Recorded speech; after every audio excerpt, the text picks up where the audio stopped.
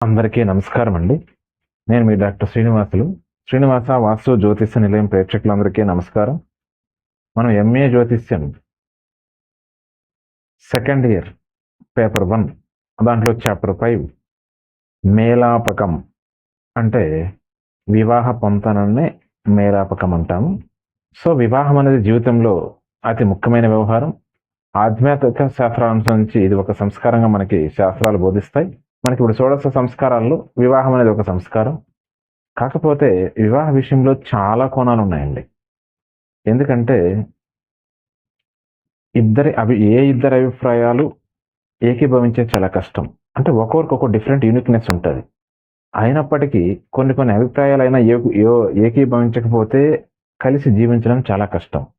దీనికోసం మనకి శాస్త్రం చాలా చెప్పిందండి. వివాహాలకి యాక్చువల్గా ఇద్దరి యొక్క జన్మ నక్షత్రాలకి పొంతన 18 గుణాల పైన రావాలని, అవి మిత్ర నక్షత్రాలు అయి ఉండాలని, అవి జాతకరీత్యా షష్టాష్టకాలు ఉండకూడదని, ఆ తర్వాత లగ్నాలు ఇద్దరికి షష్టాష్టకాలు లేకుండా లగ్నం అయితే బాగుండాలని, ఆ తర్వాత ప్రధానంగా చంద్రుడు మనసుకి, ఆ తర్వాత వచ్చిందా రవి యొక్క శక్తి ఆత్మకారకుడు, రవి లగ్నం కూడా ప్రధానంగా షష్టాష్టకాలు లేకుండా చూడడం. సో ఈ విధంగా చాలా విషయాల గురించి, అసలు వివాహం అనే వ్యవస్థ గురించి చాలా ఉన్నాయండి. అదృష్టవశాత్తు ఏ శాస్త్రం చూడకపోయినా వాళ్ళిద్దరు ఇష్టపడి వివాహం చేసుకొని వాళ్ళకి అదృష్టవశాత్తు భావాలు ఏకీభవించి వాళ్ళు అన్యంగా ఉండొచ్చునే. కానీ కొన్ని ఎందుకంటే వివాహ విషయంలో వాళ్ళ యొక్క పెంపకాలు కూడా శాస్త్రం చెప్తుందండి. ఎందుకంటే వాళ్ళ జాతకము, కుండలి, నక్షత్రాల మ్యాచింగ్తో పాటు వాళ్ళ జాతి, వాళ్ళ యొక్క సంస్కారం ఎలా వచ్చింది. ఎందుకంటే కాంప్రమైజ్ మైండ్ లేదనుకోండి, వాళ్ళిద్దరి యొక్క జాతక నక్షత్రాలు మైత్రి బాగున్నప్పటికీ, జాతకంలో లక్షణాలు బాగున్నప్పటికీ, వాళ్ళ యొక్క గుణం అనేది ఆ కాంప్రమైజ్ మైండ్ లేనప్పుడు వాళ్ళ ఫ్యామిలీ, వాళ్ళ తల్లిదండ్రుల ప్రవర్తన, వాళ్ళ యొక్క అన్యోన్యత, ఈ భావాలన్నీ కూడా ఉంటాయండి. మనం అనుకుంటాం కానీ ఇప్పుడున్న ఈ ఆధునిక ప్రపంచంలో వివాహ విషయాల్లో చాలా పొంతనలకి చాలా కారణాలు.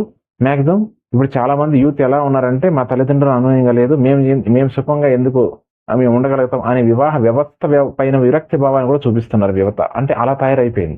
కానీ మ్యాక్సిమం 90% to 80% జాతకాలకు వాళ్ళ యొక్క అన్ని పరంగా జాతక పొంతనలు, మానసిక పొంతనలు, రవి యొక్క ఆత్మ యొక్క గ్రహ పొంతన, లగ్న పొంతన, ఇవన్నీ పూటాలు, మళ్ళా ఏకనాడి ఇవన్నీ దోషాలు లేకుండా మైత్రి వివాహపరంగా జరిగిన కుటుంబాలు చాలా భగవంతుని అనుగ్రహం వల్ల అన్యోన్యంగా ఉండడం జరుగుతుంది. కాకపోతే ఈ యొక్క తల్లిదండ్రుల పిల్లల పెంపకం, ఇప్పుడున్న ఆధునిక ప్రపంచం, ఇప్పుడు పరిగెత్తుతున్న ఈ ప్రపంచం, ఇప్పుడు ఆర్టిఫిషియల్ ఇంటెలిజెన్స్, ఇప్పుడు ఈ ప్రపంచం యొక్క వ్యవస్థలో ఇప్పుడు ఎక్కువగా ఎలా ఉందంటే అబ్బాయిల కంటే అమ్మాయిల డామినేషన్ ఎక్కువ ఉందనంట. అమ్మాయి ఎలా చెప్తే అలా వినాలి అనే పరిస్థితి ఎక్కువ అయిపోయింది. అబ్బాయిలు భయపడాల్సి వచ్చే పరిస్థితి ఇప్పుడు ఏర్పడిందండి.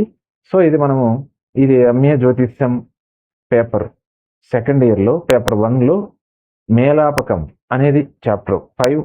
సో దీని గురించి మనం ఇప్పుడు ఇంకా ఈ చాప్టర్లో చాలా ఉన్నాయి. మేలాపకానికి ఏ విషయం తెలుసుకోవాలని జస్ట్ ఈరోజు ఈ క్లాస్ అనేది మనకి వివాహానికి ప్రధానంగా దానికి మనము ఈ యొక్క వివాహ వ్యవస్థ గురించి జస్ట్ చెప్పుకోవడం జరుగుతుంది.